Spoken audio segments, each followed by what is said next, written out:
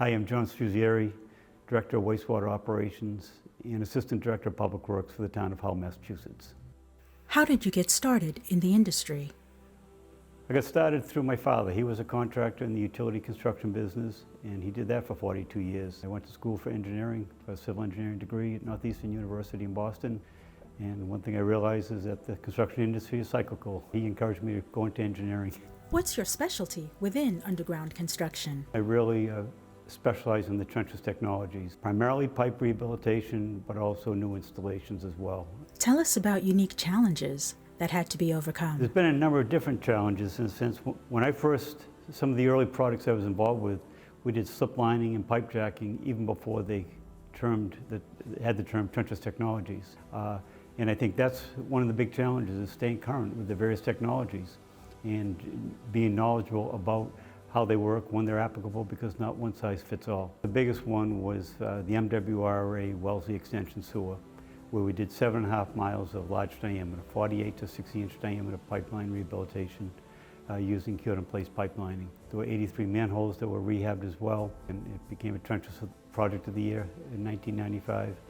And because of that, I was able to continue to grow the specialty in trenchless technologies and apply those techniques, those skills, that knowledge for various other projects and clients. What specific technology has changed and impacted the industry? I think the pipeline condition assessment has evolved considerably from the early days of black and white CCTV to now laser profiling and other types of specialty techniques that are being done for pipeline condition assessment. And I see that continuing to evolve for pressure pipelines, for force mains, and water distribution and transmission systems. So I think that's been a growing field that has shown a vast area of improvement.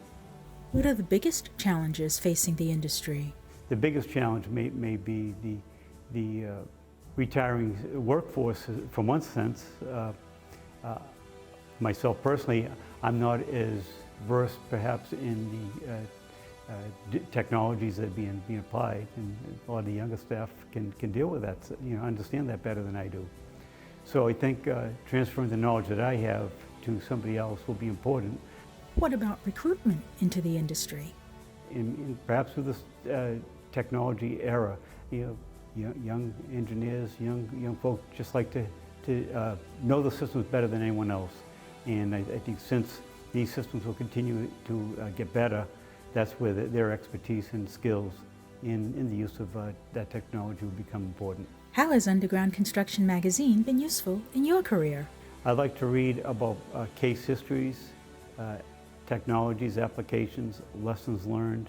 I think that's all good information that can be applied to others, and people like myself are interested in reading and understanding what other challenges people dealt with, how they deal with them. Sometimes it's good to understand why things didn't work, and you learn a lot that way too.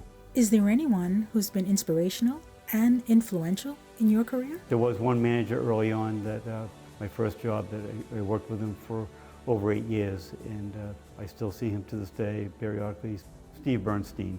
He was probably perhaps the one that encouraged me the most to get involved with other organizations and get active in the industry. What in the industry excites you now and in the future? Understand what the problem is before you go to fix it. And you really need to understand if it's a problem or what the objective is that you're trying to solve.